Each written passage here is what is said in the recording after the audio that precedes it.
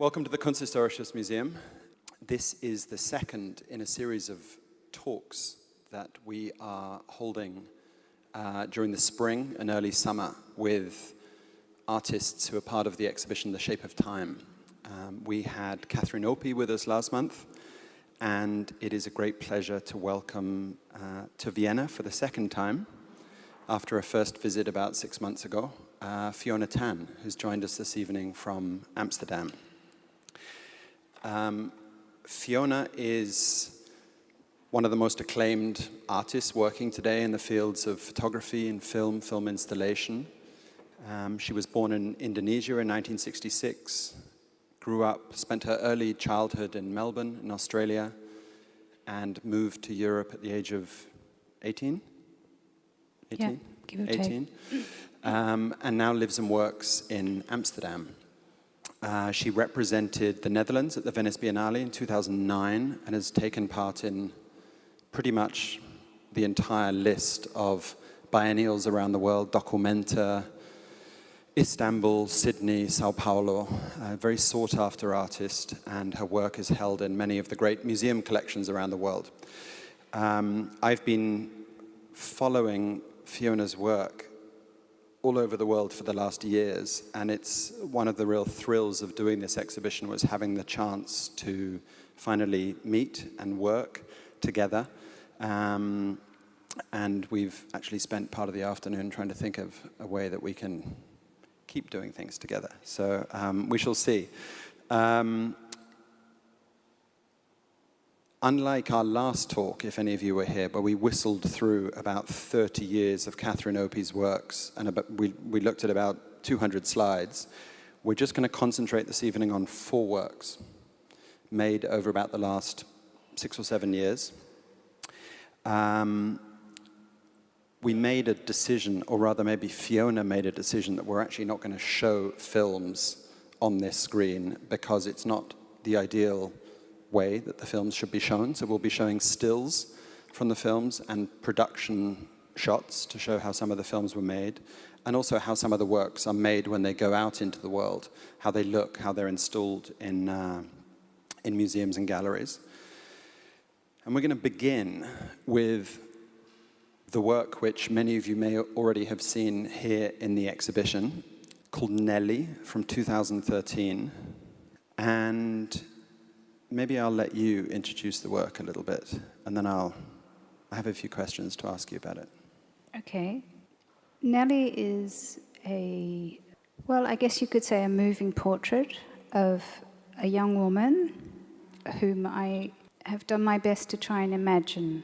It's my homage to the only surviving daughter of Rembrandt, Cornelia. And Rembrandt married, and then his first wife died, and then he wasn't allowed to marry after that because he would have lost his inheritance. So after that, he lived with a woman. And his son, Titus, is famous. Everyone knows of him. He drew him, he painted him. But when I was researching into portrait painting of the 17th century in the Netherlands, I came across some details about his other children that I didn't know anything about. And Cornelia is the only family member who survived him. She was, I believe, 13 or 14 when Rembrandt died, so she was also his sole heir. And actually, that was his 4th daughter. All the other girls died in infancy. They died before they reached the age of 1. And they were all called Cornelia. And that just gives you a small insight into the situation of infant deaths at that time. And I was just so struck by the fact that no one seemed to know about her, anything at all. And then I found out, much to my surprise, that she married when she was, I believe, 14. A painter, and a year later the two of them emigrated to Batavia, which is now known as Jakarta. And I was born in Indonesia, so I all of a sudden thought, wow, imagine Rembrandt's daughter, if she could draw half as well as her father, what she would have drawn in Indonesia. What sort of things would she have placed on the paper? She had 3 sons in Indonesia, and unfortunately she died giving birth to her 3rd son. And none of them lived very long, so the family line died out. But I was left with this fact that there was this woman who was actually an illegitimate child, because Rembrandt couldn't marry again, who'd sort of been written out of history. And so I thought, oh, I want to do something for her. And was her being written out, you think, due to the fact that she was illegitimate? Yes, I think so. It was not because of a sort of geographical dislocation? Well, maybe a combination of all that. But, you know, she wasn't baptized, and so she sort of... Now that doesn't matter to us, but it used to matter a lot, whether you were sort of an official child or not. And so she just didn't turn up in the history books. And when you're researching this, how are you going about doing that? Are you doing what an art historian or a social historian would do? You're checking records, you're going through the literature? Yes, basically. I do what I can. And...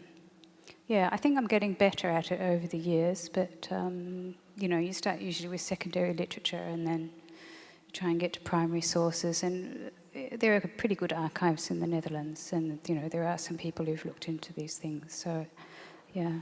I had no idea about the fact of, so this is her mother, Henrika. Is that Henrika? Yeah. So this is a portrait by Rembrandt of she's often spoken about as his maid. That's what she originally was. She was his maid, and then he had a relationship with her which produced Cornelia. Yes. Okay. So he had a long-standing relation with her, yeah. I mean, she was basically his spouse. His spouse. Yeah. So this is a portrait of Henrika, Cornelia's mother, which is in the collection of the Metropolitan Museum of Art in New York. And at what point do you kind of catch the scent of an interesting story like this, and at what point does it sort of catch fire for you and you really get your teeth into it? Because this is investing time. At what point do you realize that there might be something to do here? Well, I think I'm always sort of walking around with a little collection of things in my head. So I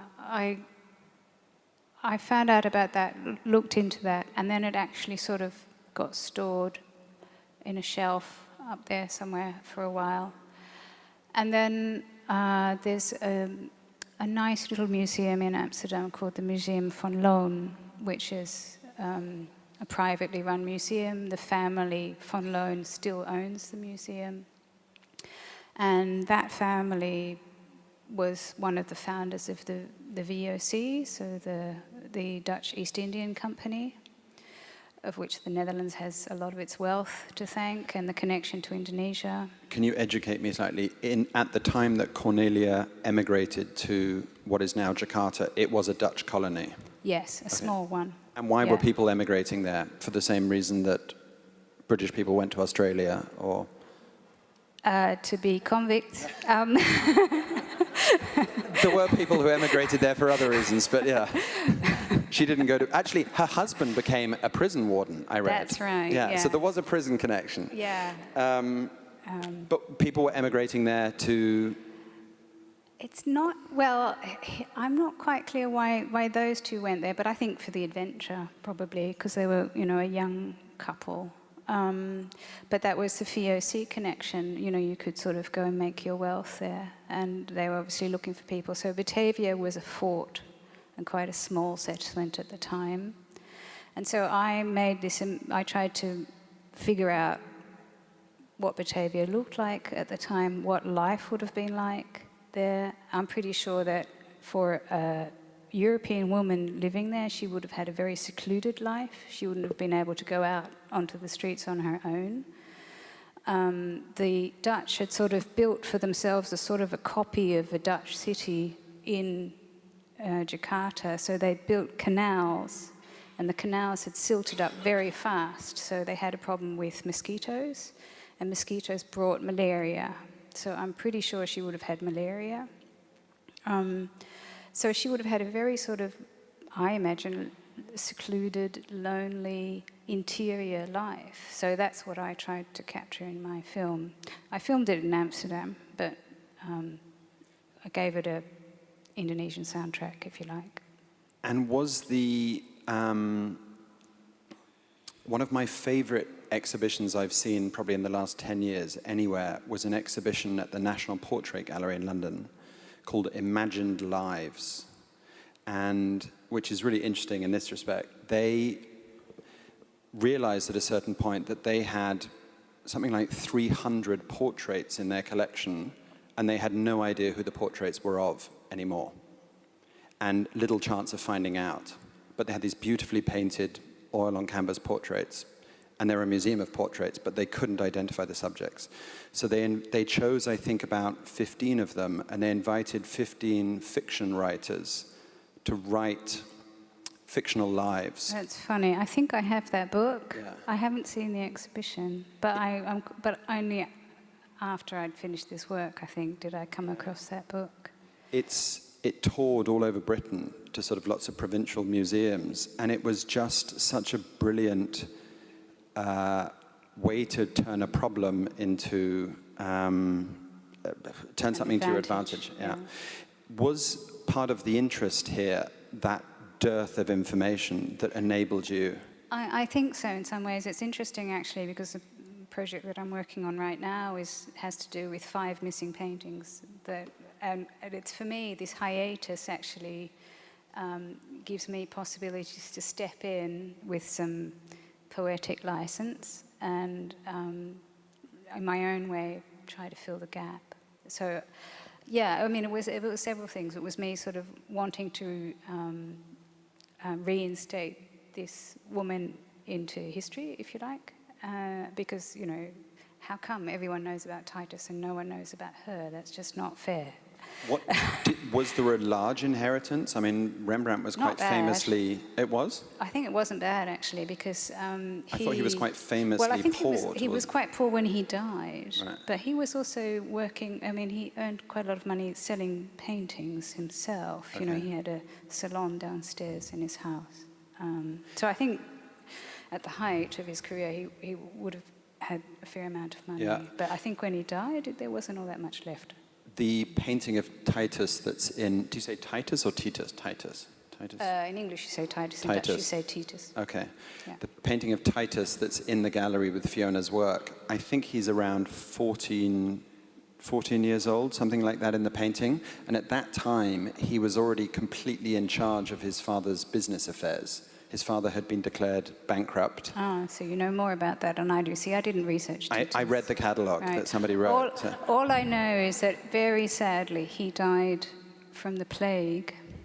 Titus. Yes, and I think he was 22, and his wife was pregnant with their son, so he never met his son, and his son never met him. So tragic, being alive hundreds of years ago. That's what life was like at that time, yeah. So...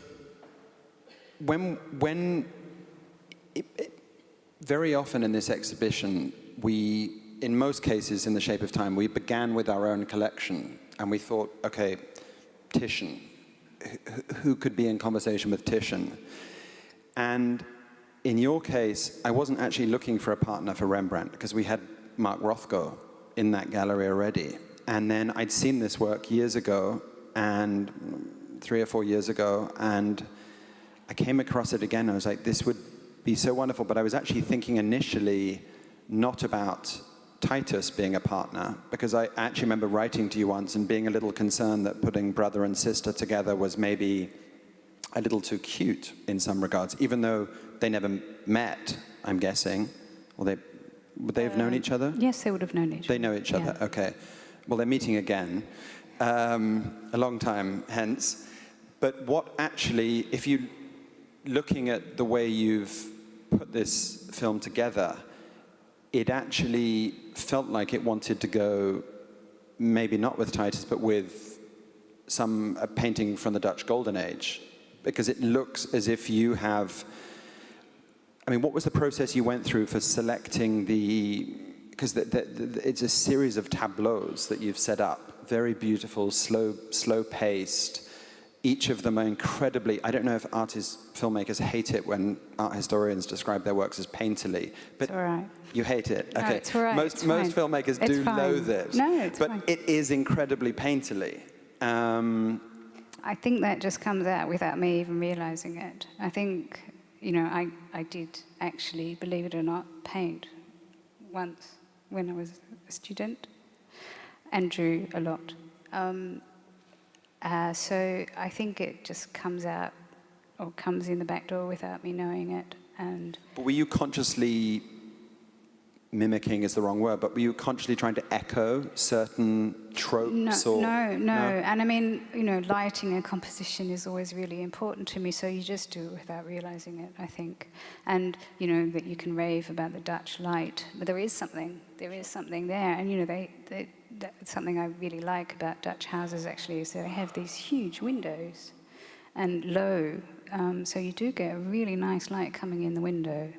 And, I imagine that she would have been living in rather sparse lighting in daylight. So, I wanted to sort of light it to look quite natural. And we've got a few images of the production. So this is in the Museum Van Loon. Yeah. And it was a private home belonging to the family. Yeah.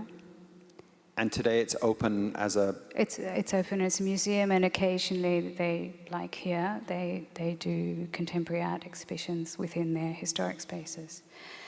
And they were showing me around, and this used to be the children's bedroom. And they have this rather particular cloth on the wall, and I was struck by that. And they said something about, yes, when we redid this room, we got the material from France, and I was looking closely at the material, and I thought it was amazing because it was this sort of incredible collection of anything exotic, all mixed up. Is this what we see on? Is this what we see on her? Yeah. And so I said, "Oh, do you think you can still get the cloth?" And they said, "Oh, well, we know the name of the supplier. We could find out for you." And that was actually why I thought, right, now's the time. Because I could still get the cloth, and I thought, imagine, I'll make a dress. So that was fun, because I'd never actually been in the position that I wanted to make a dress, so I had a professional, amazingly knowledgeable, wonderful dressmaker make this dress for me. Incredibly expensive, but amazingly beautiful, and historically accurate. So she made a dress exactly like they wore it then, really heavy. The girl who played Nellie for me, it was quite a tough job for her. And how did you find or cast her? Just through some people I've been working with some in the film industry, and I said I want someone looking about 14, 15, preferably slightly reddish hair. I was pretty sure she would have had reddish hair because I think Rembrandt's one of those sort of ginger Dutchmen. And I wanted a good... a good sort of, Van Gogh potato eater face. But nice. I think you've done her down a little bit there. I think she's prettier than the potato eaters. But, are there any depictions of her that actually exist that you could... Not nothing. that I know of, no. He never painted her, even as a...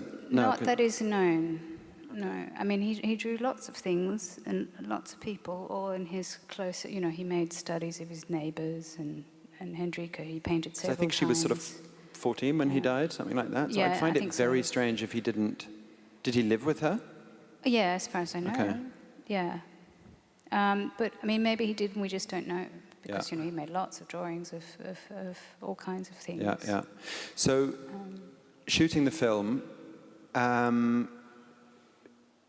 what point do you know, what decides how long this film is? Because you've made some much longer films. This is a very short film for you, 3 minutes 20, 3 minutes 9 seconds. I like its length. I find myself wanting more, so I just sit and watch the loop again. It doesn't feel... but it's relatively short for you. Yeah. Well, I don't really care how much and I work with a professional crew sometimes, and it's in film world, it's something that you pay a lot of attention to because it's how you budget. You know, how long is it? How much does a minute cost, right? And I just don't care. You know, it's like it can be a minute or it could be 80 minutes. I think it's just whatever the work needs. And I knew that I wanted her stuck in time. I wanted sort of moments in her life, but I didn't want a narrative. So I had some, I storyboard all my works, and I'm very careful in what I want. So, you know, I just shoot those scenes, and then I edit and I edit and I edit until I think this works. And so, yeah, this turned out to be what it is. And how important is the, I mean, it has sound, but often there is very little sound. You feel the boredom. It also would seem to be the type of piece that would lend itself to some sort of interior monologue, or was there ever the idea that it would have a voice, her voice, or was it always going to be... No, not with this piece. I work with text and with voiceover quite a lot, but not for this one. I don't know. I never entertained the idea, actually. It didn't feel like it needed it, or I didn't want to give it because I felt that was maybe a bridge too far, trying to imagine what she's thinking, what's going on exactly in her life. That's taking too much license, I guess, felt like for me. And have you shown this work in Amsterdam? The first time I showed it was actually in that room. In the bedroom? And how was that? How did you show it? Yeah, I'm quite glad that I show it elsewhere now. I was sort of nervous about how to show it there, but you know, they'd let me film there, so I sort of had to reciprocate the favour. That bedroom was originally meant to be a library, and so you can see actually just behind that shot, there's these doors, that's cabinets, all behind there. So I opened up a cabinet, which they'd actually had, because the family used to live there, right? They'd had it converted to There's a huge widescreen TV inside there. No, they'd had converted to a little kitchen, but in the 70s or 80s, and it looked really trashy. But I thought it was kind of fun. You're on camera now. Yeah, sorry. Sorry, Philippa. But I thought it was kind of fun to have something so out of place in there. So I opened up that cupboard, and then I hung a really, really small screen. It's smaller than here, and projected from behind, from there. It was fine, but I'm glad I can just show it on its own now. And it's a bit of a difficult question, but how does the work change for you when you show it in an historical context, as opposed to if you had showed it in Mumok over the road, or in a more neutral, contemporary environment? Does the work gain or sort of concertina itself in any way? It's an interesting question. I haven't really... You showed it in Frankfurt, I think, was one of the last times. I need a bit more time to think about that. Some years ago, I made a piece commissioned by the Rijksmuseum in Amsterdam, and the first time I showed that there, I was really, really nervous because that was the first time that I was, you know, showing a work. And I wasn't in the same room as Rembrandt and Vermeer and all the rest of them, but I was in the room next to them. And that made me very nervous. I guess I'm a little bit more used to it now. I'm really honoured. Which, I have got one incident. Where was this? This is Frankfurt. That's Frankfurt. Yeah. Okay, yeah. And, you know, occasionally I do these slight sort of extensions. So there's a carpet on the floor, and there was also a piece of the cloth framed, hanging opposite. And yeah, I mean, that's the way I'm used to showing my work. So. Yeah. But it's you know, for a contemporary artist, it's really fun to be able to show in places which have so much history like this and have such a different vibe and interior than just your white cube.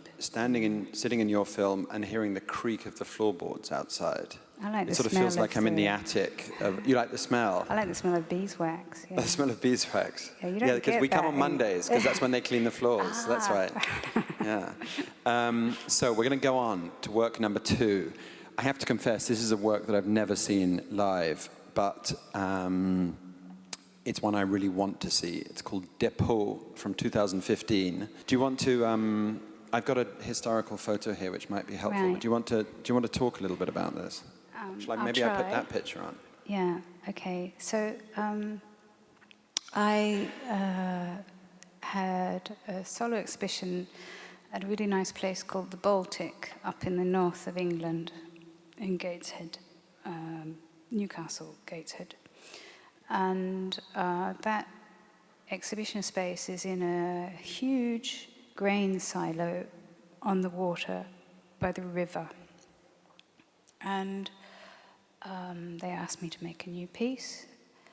And so I just was fiddling around a bit, sort of looking into the history of the place and trying to get to grips with the architecture. And I liked the position by the river. And there were some nice historical photos of this before it became a museum. And you could see all these ships coming and unloading their stuff.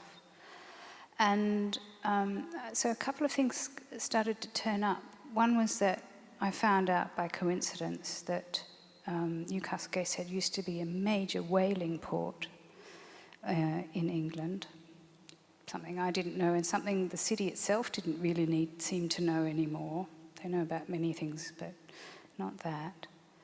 And the other thing which came also, I must have been looking into it, I can't really remember now, was that this story started to jump out at me of people who remembered seeing a preserved whale on the back of a truck, a bit like a Ferris ground attraction, which would drive around from village to village. But the people who remembered, they'd seen it as children, and they weren't sure whether it really happened or not. It was a dream for them. And it was sort of, it's such an odd sort of thing that's not really properly recorded. So it's something that also got forgotten. And the funny thing is, like just last week, I think I was telling someone in a completely different country this, and she said, yeah, I've seen one. I've seen that, it stank. So I started digging into that. Now it turns out that in the 50s, as an educational project, the World Organization for something or other, not for health, for nature, I guess. Whales. They had the Norwegian government hunt and slaughter 3 full-sized whales, and these 3 whales were preserved with formaldehyde. Each had their own custom-made truck, and these whales then toured around Europe for about 30 years. And every now and then, sort of, you find things. So there's, for example, a wonderful film by Bellatar, one of my favorite filmmakers, called Werkmeisters Harmonies. And there's this really key scene in that film of a man who goes to the center of town, and there's no one there, but there's a truck, and he goes into the truck, and there's this huge whale's eye, and he walks around the whale, and then he goes out again. So there, see the whale, he sort of surfaces in that film. And I just thought, this is so weird. And isn't it so strange? Because now we all love whales, and It's also what you say about people not knowing if their memory is tricking them. Because when I was digging into this for this evening a little bit, I came across a story of a man from Barnsley, town in England, and he, one day as an adult, remembered having seen a whale as a small boy. You walked in through its jaws and you sat down in its tummy on the kind of Jonah seat. You just sort of sat in the whale's tummy. And he didn't know if it was a dream. but he remembered the smell. Everyone talks about the smell, as you did. And the best way of remembering. It's a sort of combination of whale and formaldehyde, probably. But and he said about asking people, and no one knew what he was talking about. But the more he thought about it, the more it sort of concretized in his mind. And he went on national radio. Oh, right. Yeah. We had a very famous DJ on radio called John Peel for many years, and he went on the John Peel show and made this kind of crazy appeal. Does anyone remember a whale on a truck? Right. And all these people kind of came out of the woodwork, and everyone said yeah, and they were able to retrace exactly the route that this Norwegian whale had taken all over Britain. Yeah. So you're in Newcastle, you're asked to make a new work, you come across this story. So I'm starting to dig into whales, and I had my childhood in Australia, and both my parents have scientific backgrounds, so they both studied biology at university. That's how they met. So my mother is a biologist who specialised in genetics, and my father is a geologist. So I grew up by the sea in Australia, very lucky, and I had these two parents who could say to me, "Oh, that's a nudibranch, that does this and this and this, and look, there's its sexual organs, and but put it back carefully because you don't want to damage it, So you could turn over rocks in rock pools, and there'd be all this life underneath, but then you always had to put the rock back afterwards. And so my summers were spent snorkeling every day, and this is one of my favourite childhood stories. But my father built a tank, an aquarium at home. We had a beach house, so in our summer home, and we'd fill it up with seawater, and then every summer, because we'd spend all our summers there, so 3-4 weeks, summer holidays. Make your own aquarium. We'd borrow fish and shells, anything we could find from the sea, and we'd have them in the living room for a while, and we'd feed them with plankton, and then after a couple of weeks we'd take them back again. Just put them back in the sea. So we had various things. We had a little baby shark once, and an anemone and starfish, and we caught an octopus once, a fairly big one. Took it home in a bucket, but the octopus he only survived. Well, he survived. Don't worry, but we had to take him back because he kept on crawling out of the tank and going over the dining room table. So it just didn't work. So we had to take him back. There's a reason people don't have octopuses as pets, I'm guessing. Octopi. There's a song about octopuses garden in the shade. Yeah, anyway. So I have all these memories, and I have a sort of an ongoing sort of line, I guess, of work sort of have slowly been expanding. So I've been asking myself, okay, what's a collection and what's a museum? And so Disorient, the work I made for Venice, was like my imagination of Marco Polo's private museum.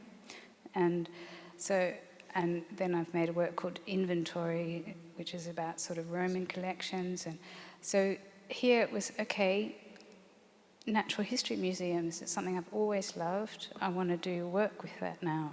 So that's what Depot came out of, this interest, this thing about the whales. And then I decided that I wanted to try and film in the depots of 1 or 2 natural history museums. Had you ever been into the depot of a natural history museum before? No, I don't think so. Because I was in the depot of that building a couple of weeks ago. They are strange places. Well, all the people smell of formaldehyde, all the objects smell of formaldehyde, every office smells of formaldehyde. The people are pale. They look as if they have been preserved for a long time. As long as they're not turning yellow. So, I don't know if they ever leave there. Formaldehyde is cancerous. I mean, they don't work with it anymore. So we shouldn't joke. But they're amazing places. Well, actually, I have quite a strong memory of, I was in Berlin, I lived in Berlin for a year with the DAD, but I was there for something else briefly. And I'd never been there, but I went to the Natural History Museum, and it was before it was renovated, and half of the museum was destroyed by a bomb. in the Second World War. And the place, and this used to be in East Berlin, and the place still looked like it was stuck in East Berlin, and you could look through these very dusty glass doors and see the storage spaces. So it wasn't open exhibition spaces, and they were full with these huge glass jars, and it looked like a total chaos. And they know where. I mean, they know where everything is. I'm no? not so sure in this really? case, because Okay. there was a man in a stuff coat, a grey coat, looking very much the part, and he had a trolley, and he had this big glass jar on it with, I think, a shark in it, and he couldn't see where it was supposed to go. He was going up and down the aisles and trying to find it, and so when I thought, okay, now I want to do this work. So you were filming in Berlin and in Leiden. I did Leiden. most of the filming in Leiden, because actually Berlin had since then been renovated, and I thought, oh damn, I've missed it. Lost its charm. Yeah. And this is also Leiden. This is Leiden. Yeah. This is in the storage. This is all depot. Yeah. So Leiden has several depots. They have one depot which is a huge modern building of 17 floors, and they have 35 million specimens. I mean, every single natural history museum will just bamboozle you with how many specimens they have. I'm sure this one here has millions too. I went over there last week to ask for a green bird, and they just said, well, what shade of green? And literally, it was like a Pantone chart of greens. I could just choose, and they had like 30 of that green and 12 of that green. It was like bang. Well, at least you had them organised in colour, because for this I had to give the scientific names of the specimens I wanted to film, and like blimey, I had to. I wanted to ask you about the bureaucracy of it, because doing contemporary projects in buildings like this has its agonies. The building doesn't want it as a structure necessarily. Trying to put a film in that room, put your work in that room. We don't install projectors in these galleries. We don't darken windows, acoustic, all sorts of things. But then the moment you get into a depot situation, we're in the process of about to start photographing our depots for a project. And there's also nervousness about depots even being documented and going out into the public realm, because that's often a side of a museum that you don't want exposed. So these are all stills? Yes. Stills of dead objects. So instead of, let me just skip forward to the truck, because this will help people to understand what we're looking at. I haven't explained anything about the truck yet. Yeah, so you actually put a truck in the middle of the exhibition. The brilliant thing about the Baltic is, I said, look, I want to make an exhibition in an exhibition, and I want to sort of actually reenact this crazy fairground exhibition, because that, to me, says a lot about the event side of exhibitions. These days, exhibitions more and more need to become a sort of a blockbuster event thing, and that is questionable, I find. So I wanted to basically rebuild a truck to scale. So we did.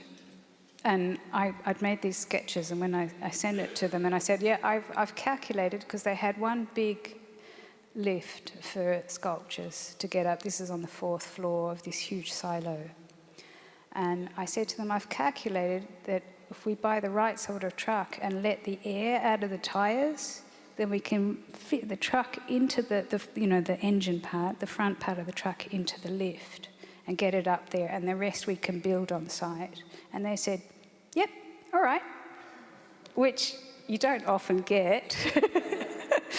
So it was pretty cool. So yes. And then inside the truck, so you step into the truck, and then you see this, which is, I had these glass vitrines made, which are displaying Blushka models of sea anemone, which I believe they have over there. We've got the jellyfish over Jellyfish, there. right. Okay, these are sea anemone. They're much smaller, less spectacular. If you don't know the Blaszka jellyfish, go tomorrow and see them. Your life will never be the same again. They're the most extraordinary glass models. And it's wonderful. I mean, Blaszka and his son, living in Dresden, originally from Czechia, were master glass blowers, and he actually studied jewelry making. And these are like little jewels. And he tried, long story short, now you can photograph anything you like. At that time, the time that modern the natural history museums were being founded, photography wasn't on the scene yet, and certainly not underwater photography in colour. But the seas were being discovered. For a long time, people thought that deep water, there was no life. They thought, only the first 50 meters or 100 meters had life in it, and below that there was nothing. But expeditions started to do deep sea trawling, and it took them 40 years to catalogue all the life they found down there, and they still haven't discovered everything. So museums wanted to show the public what lives in the seas, but invertebrae, which have no spine and no skeleton, once they're dead, and if you try and preserve them in a glass jar, it just looks like a bit of chewing gum or like a melted ice cream or something. So Blaszka was hired and he became world famous. His glass models are all over the place. And so he was sometimes sent frozen specimen, and he tried to remake what he could see as well as he could. But they're very much handmade objects. So to me, they're sort of like invented animals. At Harvard, they have all of his flowers and plants, which are astonishing. The Peabody. Yeah. So inside the truck, there's the film. There's the film. There's the Blaszka. Of you sort of trawling through the depots. Yeah. And then all of the objects. Yeah. And have you installed this work again anywhere since? Yes, without the Blaszkas. The Blaszkas was kind of a one-off thing, but the video work itself I have shown a few times. Yeah. I think it's also really interesting what you say about exhibitions as a spectacle. We were in the Tezos temple this afternoon, which we've just finished installing, which we're going to open next week. And one of the reasons that I got excited about doing this Tezos temple project in the first place was because there is a history in where I come from London, of exhibitions of one extraordinary object. And when Turner had a new painting ready, he would just hang it in a shop window on Pall Mall or Bond Street, and the whole city would come out to see it. Just one picture, just the latest thing I've done. And there was a tradition of exhibitions of one remarkable object. And I think that's such an interesting idea. And now, every show, this show we've done has only got 19 objects in it. It's really small, but it doesn't matter. And I think the nicest single exhibition I've ever seen in my life was an exhibition of 6 paintings by Chardin at Waddesdon Manor at Jacob Rothschild's house. Probably the smallest show I've ever seen, and perfect.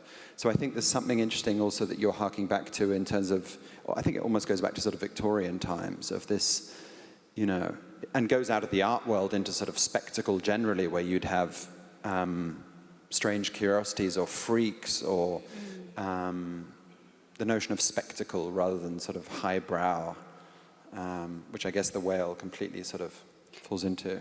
Yeah. That wasn't really a question, sorry. It's all right.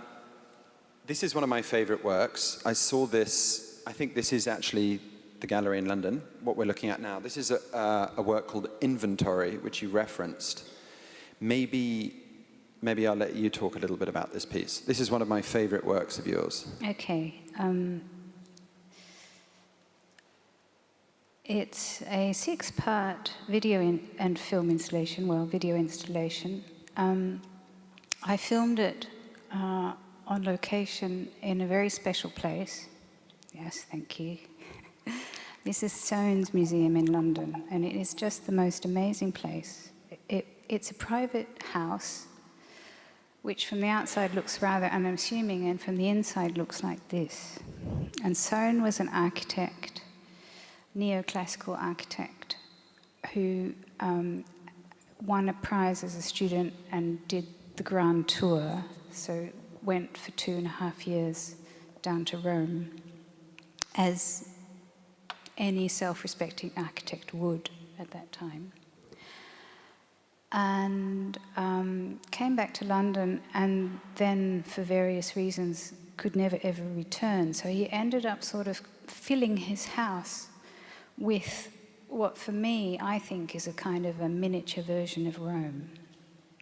And it's tiny. In photographs are tricky because you're squeezing yourself past these urns and everything. It's much, much smaller than you think, but every centimetre of the place is just covered with marbles, as he called them, and architectural friezes and things. He had it open to the public, and it's now still open to the public because shortly before he died, he managed to get an Act of Parliament passed saying that it will be unchanged, open to the public for free till eternity comes. And that's one of the fantastic things about England. Act of Parliament. We respect Acts of Parliament.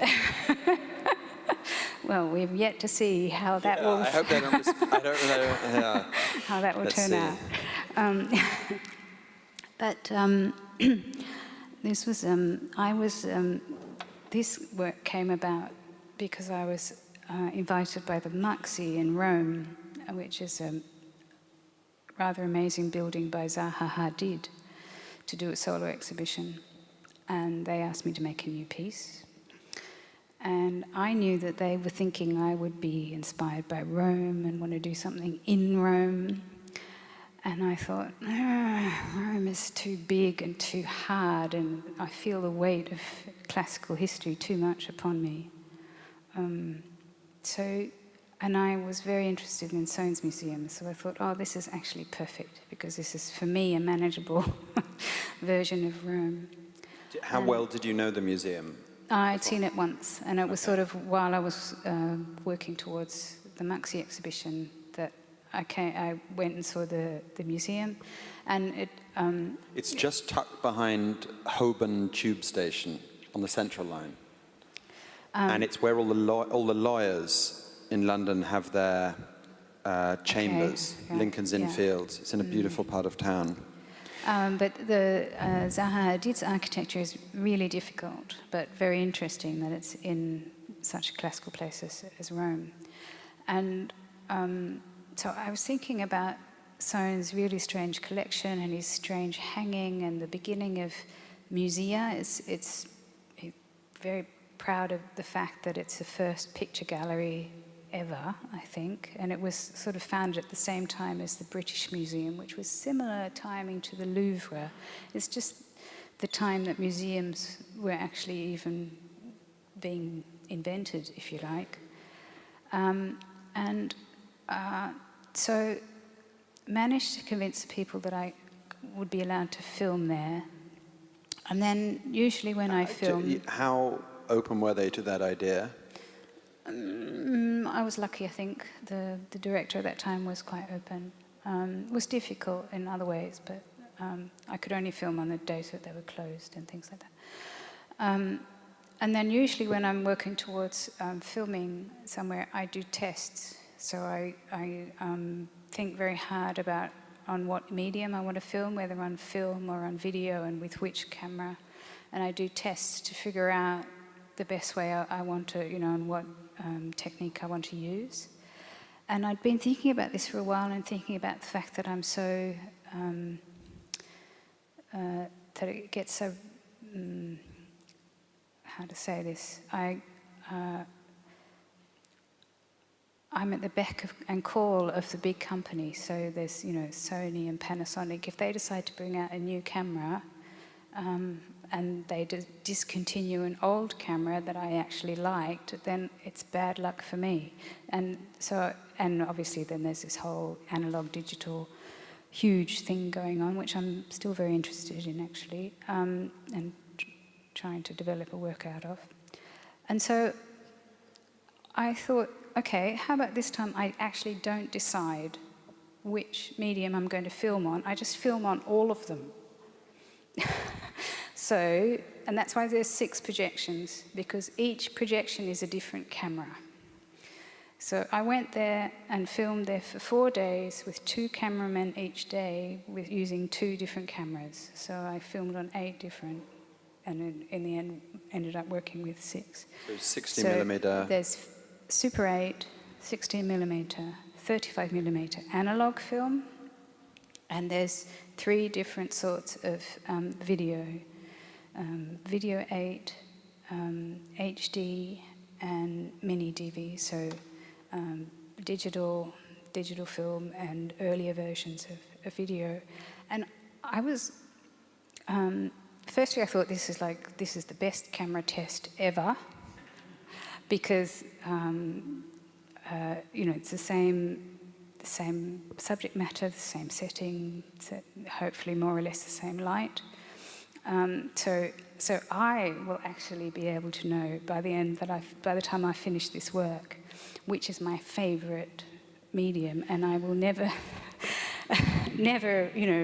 then I don't have to go through this extensive testing period every single time. I remember the first time that I came in and I sat down on that bench in front of it, walking in off Golden Square into your gallery. What I liked about it is because I knew instantly where it was, because I love this museum. But I loved the fact that the person who had made this was just as mad as Mr. Sohn.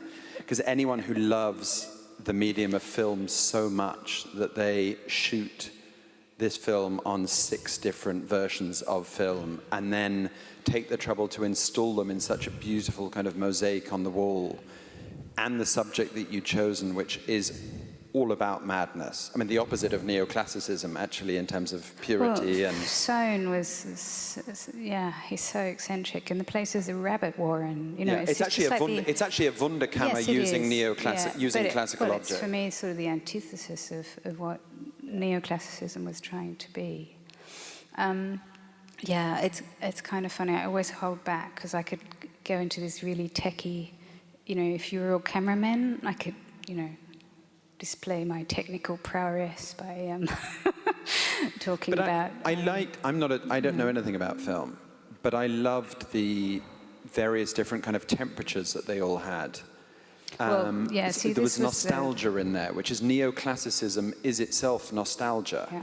It's nostalgia for something thousands of years ago. So seeing a Super 8 film in a neoclassical thing was weirdly appropriate, because you're dealing with extinction and you're dealing with kind of... very much so. But it was sort of the really interesting thing. So I was saying, I would be able to, from all the tests I did, choose which camera I liked the most and then work with that ad infinitum.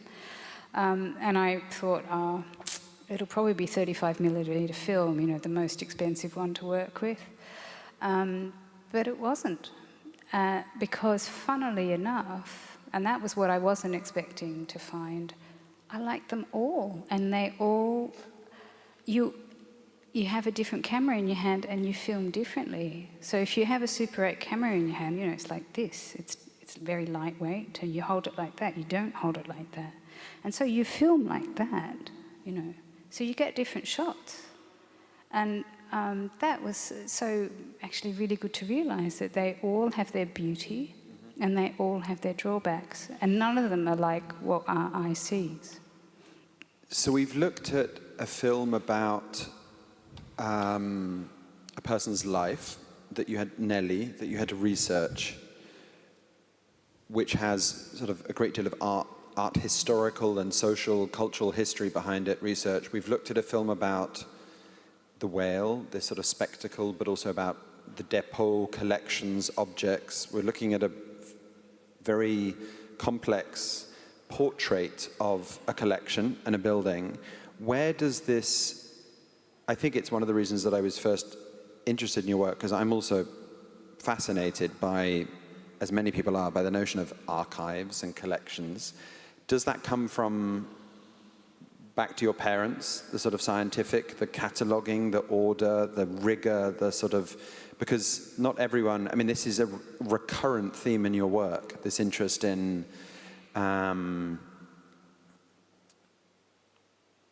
masses of objects, you know. I mean, Nelly, slightly different, you've isolated a character there, but I mean, it's the next work that we're going to look at as well, sort of. What's the next work? What are we going to look at? Right. This is the last one we're going to look at this evening. This is a fun one. This is where I make my own archives. I guess there are several reasons that I can point to. Whether they're entirely right or not, up to you to decide. But I made a documentary film more than 20 years ago called May You Live in Interesting Times.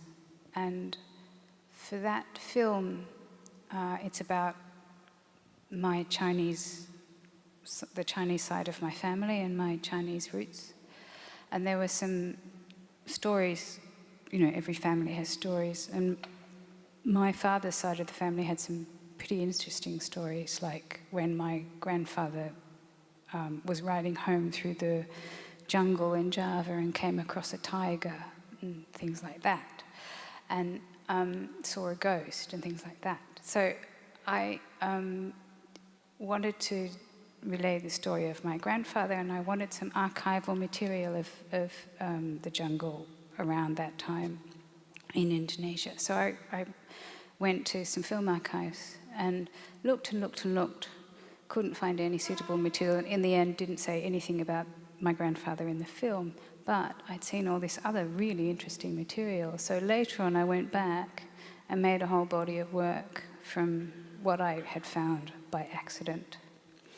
And that's, you know, the reason why I like libraries and why I like archives, and it's usually the book you ask for ends up not being the book which is most interesting. It's by accident the book which is next to it or on the same shelf which is why it's such a shame if you can only access things digitally, because you don't have that sort of serendipitous find.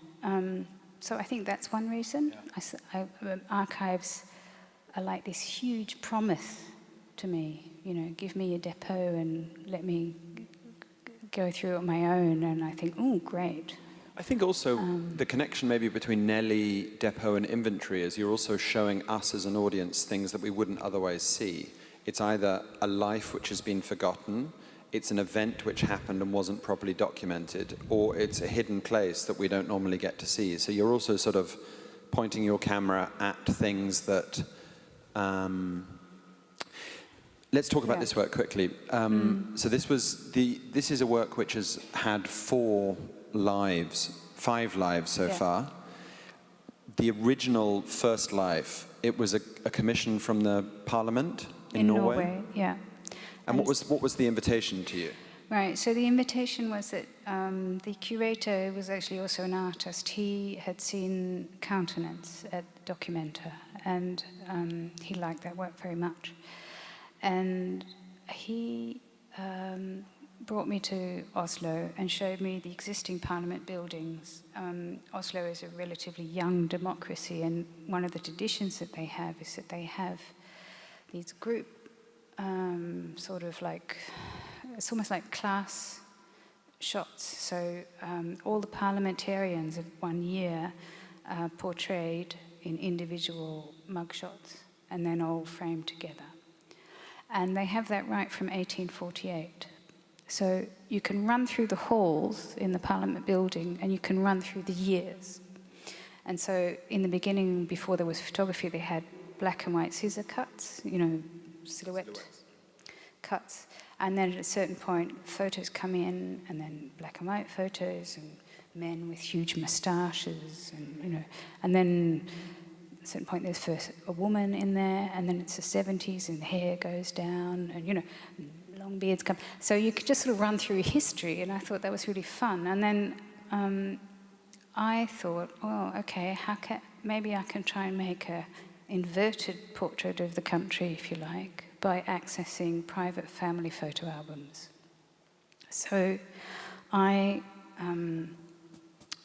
said, okay, I want to sort of come up with as diverse a spread of people as possible, and I want to be able to borrow from 100 different families right across Norway their private family photo albums. And how do you go about doing that? You make an appeal on the radio, or you put a newspaper advertisement, or? No, I didn't do advertisements. I did it person to person, because I think with advertisements you get a certain sort of people replying. So I hired assistants in different places, and it took like half a year at least to get people. And people would entrust you. And then that was the other thing. I felt it was really important that I could promise to them that I would not lose their material. So I travelled to 6 different stations, and what we ended up doing was having museums as collecting stations, because that's trustworthy spaces where there's good security. So people would bring their photo albums to their local museum, and I would travel to that museum. I wouldn't meet the people themselves, and then I would sit in someone's office for a week and go through, and I thought I was going blind at that point. You just see so many images, but I would choose the ones I liked, and then I'd go home to my studio, print them all out, and then spend months sort of sorting them and finding great discoveries. You sent me a series of them here, which, is this Norway? Yes. This is Norway. That doesn't look very Norwegian. This looks more Norwegian. Yeah, fishing. And what are you looking for? London. This is London? Of course. Okay.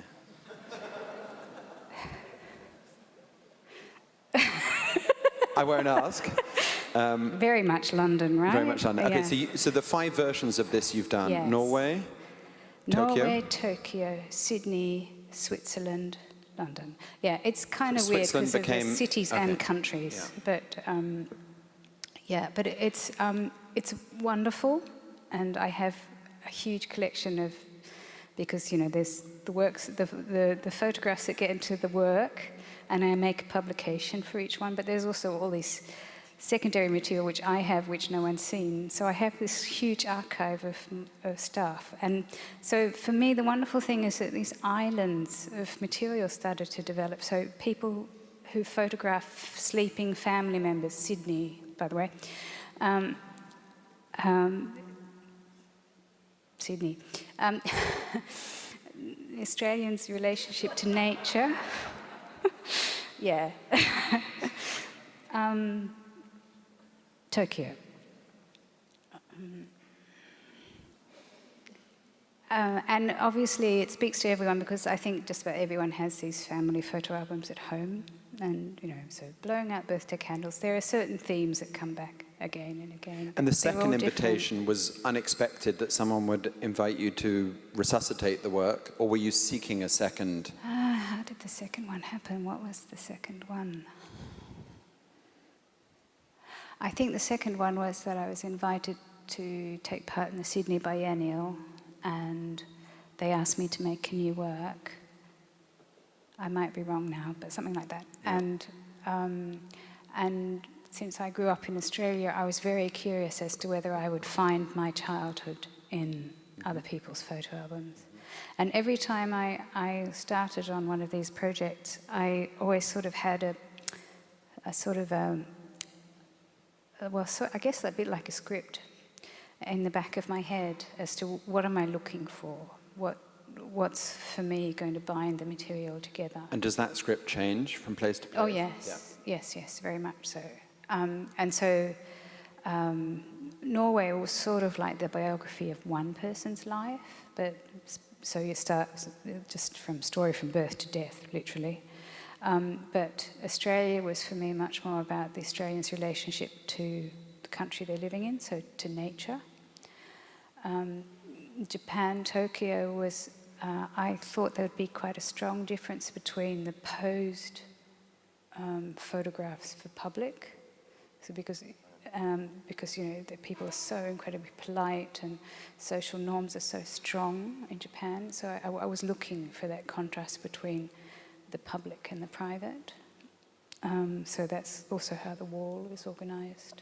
And how did the public themselves respond to this work in each of the different places? Do they respond differently? Because, as you said, in Japan, I imagine one would respond very differently to seeing private moments in some ways than...